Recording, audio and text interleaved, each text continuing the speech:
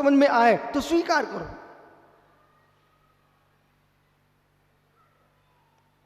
स्वीकार करो। ये कोशिश नहीं होना चाहिए कि लोग मेरे हो जाएं। अरे मित्र, मैं अपनी देह के ममत्व को छोड़ने के लिए आया हूं। हम दुनिया की देह को ममत करके कहां जाना चाहूंगा।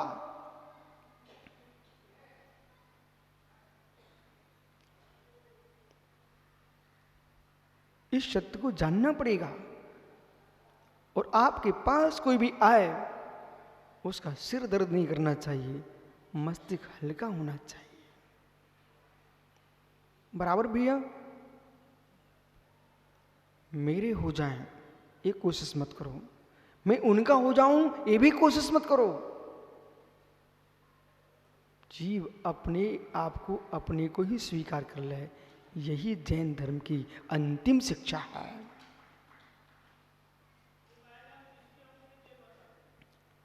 मित्र, जिसके होंगे वो अज्ञान भाव,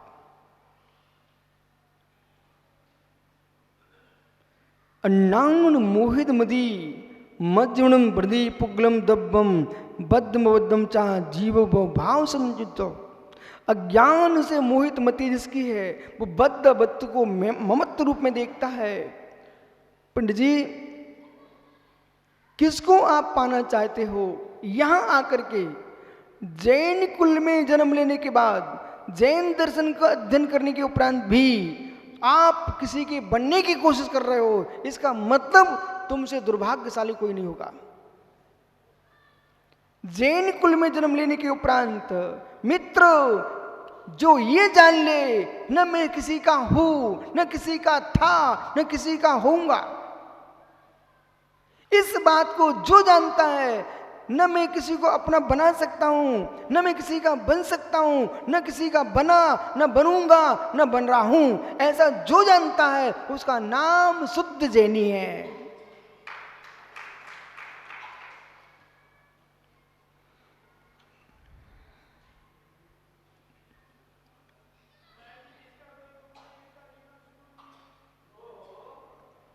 मित्र, अहिम को खलु शुद्धो दंसनांगण मीस्ता रूबी नव्यत्ति मज्जी किंचिबी अन्नम परमाणु में तंपी। जिसका जीवन में गुरु नहीं, उसका जीवन शुरू नहीं है। ये व्यवहार दृष्टि। प्रारंभ में आपको गुरु स्वीकारना है, लेकिन ध्यान दीजिए,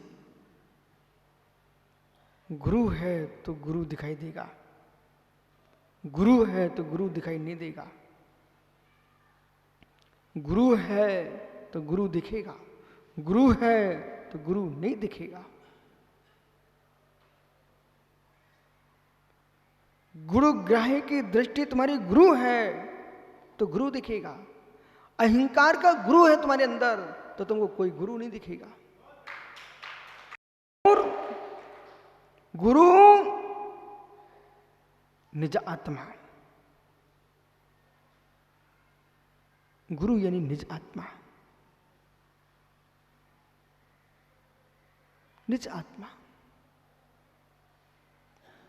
जब भी कोई व्रत लेने का मन करे, आपका मोक्ष मार्ग में आने का मन करे आपका, गुरुजनों से बाद में पूछना, गुरुजनों से बाद में पूछना। यहां गुरुजन से मतलब मेरा है माता पिता, गुरुजन से आपका शिक्षक, गुरुजन यानी आपके इष्ट मित्र, पूज्यजन, ये तुम्हारे क्या है? गुरुजन। इन गुरुजनों से बाद में पूछना, पहले आत्म गुरु से पूछ लेना, ब्रह्मचर्य का पालन कर सकते कि नहीं। मूल केंद्र पे पहुंचना, बाकी सारे व्रत बाद में। अपने गुरु से सबसे पहले पूछना, बाकी व्रत बाद में। सबसे मूल व्रत ब्रह्मचर्य। अपने गुरु से पूछना, आत्म गुरु से पूछना, आप ब्रह्म में लीन हो सकते कि नहीं, पशु वृत्ति छोड़ सकते कि नहीं, स्वान वृत्ति छोड़ सकते कि नहीं। आपका आत्म गुरु बोल दे, मैं शील संपत्ति में जीऊंगा। देह जन्य क्रिया तो दूर है, मन में अब्रह्म का भाव भी नहीं लाने दूंगा। जब तुम्हारा गुरु बोल दे, फिर आप गुरुजनों से कहना मैं ब्रह्मचारी बनने जा रहा हूं, फिर गुरु चुनने चलना। स्वयं के भीतर का गुरु का निर्णय नहीं है।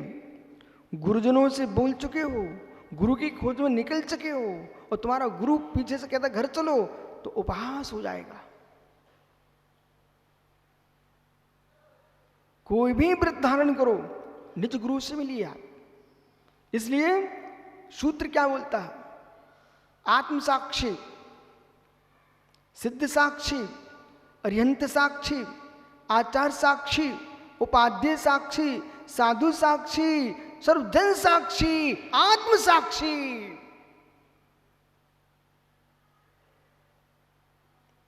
इतनी साक्षी होना चाहिए, तब दीक्षा होती है।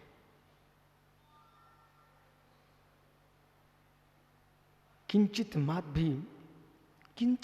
भी ममत्व की डोर हिल रही है, मोक्ष मार्ग में आनंद नहीं लूट पाएंगे आप।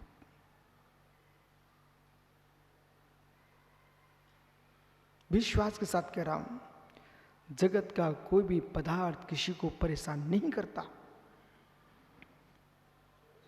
दृढ़ता के साथ कह रहा है, ये अध्यात्म बुरा है, समय सार की राह है। जगत का कोई भी परमाणु, प्रमाण, द्रव किसी को कष्ट नहीं दे सकता।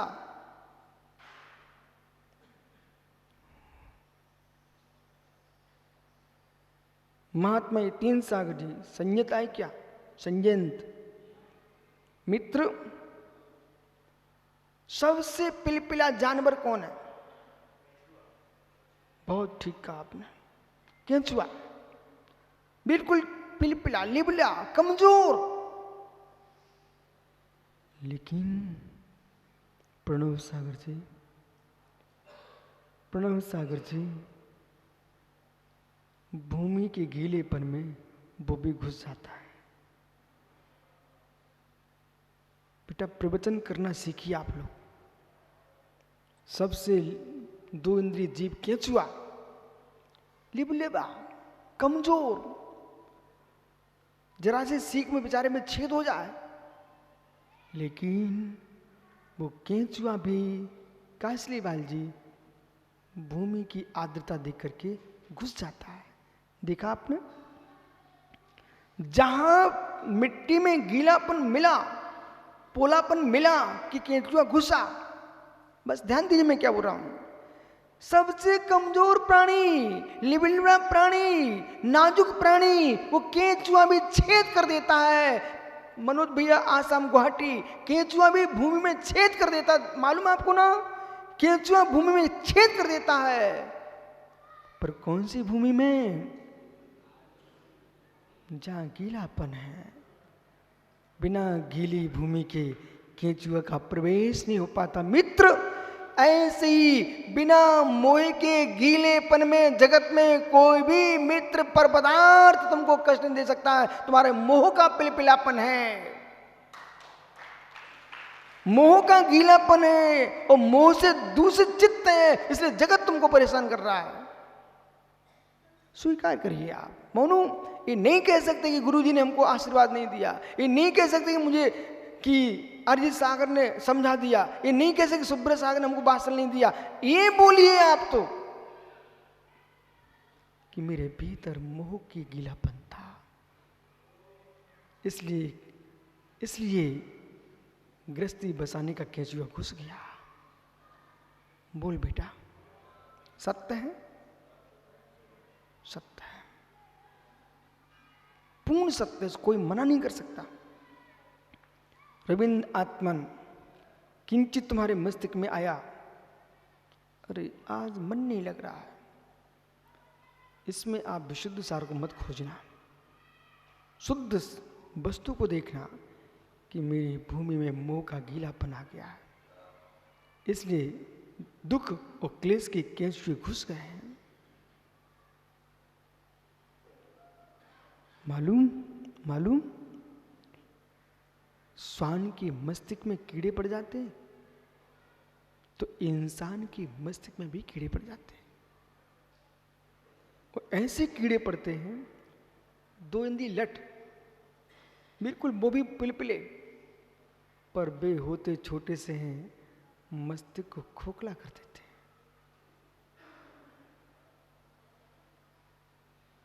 मल में कीड़े नहीं देखे क्या आप लोगों ने? गोबर में कीड़े नहीं देखे आपने? अभी रास्ते में कुत्ता पड़ा हुआ था, सड़ रहा था, सुब्रत सागर जी, ओ बाप रे, करोड़ों कीड़े, शरीर ही नहीं दिख रहा था उसका, श्वान का पूरा शरीर में कीड़े कीड़े भरे थे। इतना बड़ा कुत्ता समाप्त हो गया, चुन लिया सब उस कीड़ों ने। मित्र समझिए मैं क्या बोल रहा हूं। जैसे कुछ दूर पर आपने देख गाय पड़ी हुई थी, रास्ते में सड़ी हुई, क्या कीड़े बिखर रहे थे चारों तरफ। आप प्रमेय बनाना सीखिए। अब वो जो गाय के कीड़े थे वो पीले पीले थे, पूरे क्षेत्र में बिखरे हुए थे। ज्ञानी छोटे से 2 इंद्रिय कीड़े ने संजय पंडित जी इतनी लंबी गाय को खोखला कर दिया। ऐसे मित्र मस्तिष्क में मोह का कीड़ा प्रवेश कर जाए, जिस साधना से भगवान बना जाता है, जिस साधना से विराटता को हासिल किया जाता है, उस साधना को खोखला कर देती चिंता का कीड़ा, मोह का कीड़ा।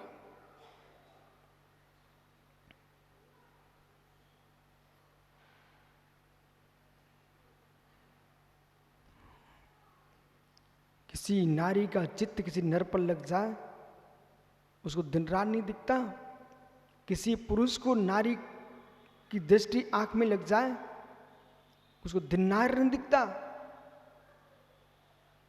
फांसी लगा के मृत्यु भी कर लेते लोग। किसके पीछे? एक बनता के राग में बना घर मिट गया। इसी प्रकार से मोक्ष मार्ग में किंचित मात भी ये अपने अंदर दृढ़ता लाना पड़ेगी। अंकुर बेटा समझ में क्या बोल रहा हूं, किंचित मात भी मोह का लिबलिबापन रह गया, मोह का गीलापन रह गया। गीली भूमि में ही काई लगती है, गीली भूमि में ही शैवाल लगती है, गीली भूमि में ही काई लगती है। मित्र गीली भूमि में काई लगती, सूखी में काई नहीं लगती। ऐसे मोह के गीले लोगों में ही कर्म लगते हैं, निर्मोह में कर्म छूटते हैं।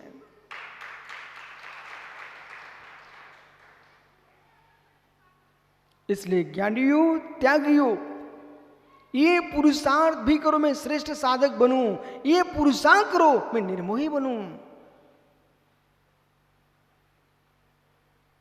अभी भी आसी माँ दिखे, पिता दिखे, तुझे अपनी दुकान के लड्डू दिखे, तो तुमने 2 साल क्या किया?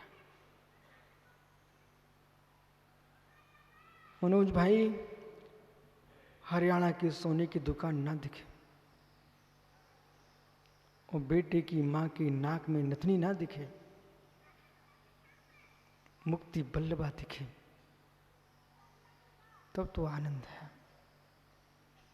पुनः याद आई सरस पंडित जी, मैं पंडिताई के घर के पहुंचता हूँ तो देवी 56 प्रकार की थाली लगा के रखती है।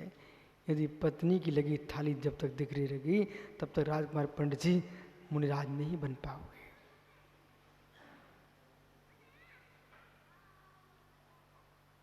नहीं बन पाओगे। एक छोटी सी बात बताऊं फिर आगे चलता हूं।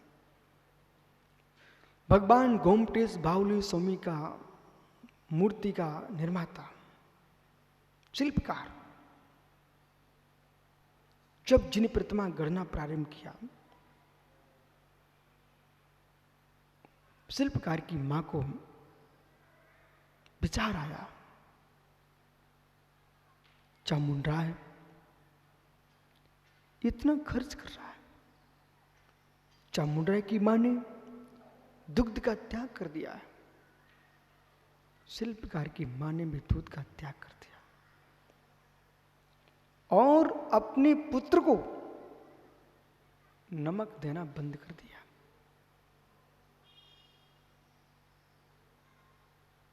बेटे को नमक नहीं दिया खाने में, भोजन करके चला जाता है, कुछ भी नहीं कहता। एक दिन कहता, मां आज भोजन में नमक नहीं है। मां कहती, बेटे क्या बाहुबली बन गए? मां क्या बोली, बेटे क्या बाहुबली बन गए? क्यों मां, आपने कैसे जाना? मेरे लाल, मैंने तुझे 6 महीने से नमक नहीं खाने दिया। जब तू परमात्मा की मूर्ति बनाने में तल्लीन था, तब तुझे भोजन पेट भर के जाता था, स्वाद नहीं लेता था। आज तू निश्चिंत हो चुका है, इसका मतलब भगवान बन चुके हैं, तुझे स्वाद आया है। एक पाषाण की मूर्ति में भीतरागता लाने के लिए शिल्पकार तन्मय हो जाता है, फिर निज टंकोत की ज्ञाय स्वयं निज भगवान आत्मा को प्रकट करने के लिए मित्र आपको पर भावों से नीरस होना पड़ेगा, निज भाव का रस लेना पड़ेगा, तब परमात्मा प्रकट कर पाएंगे।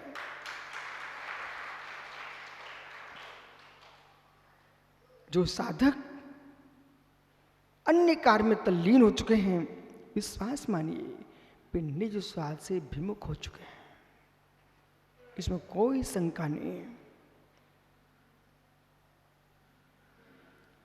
जो स्वरूप के आनंद को नहीं पहचान पा रहे, वे परकार में तल्लीन हैं। जो स्वरूप को समझ रहे हैं, वे सुकार की सिद्धि में तल्लीन है।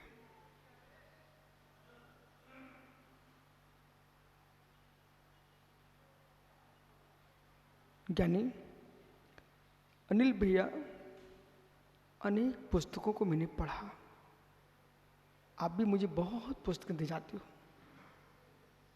पर मित्र जब चित्त ठहरता है तो मैं क्या देखता हूं? किसी ने अपनी बातें बोली जीवन की, किसी ने देश राष्ट्र की बातें बोली, किसी ने मित्र जूते चप्पल की बातें बोली, प्रचार की बात की।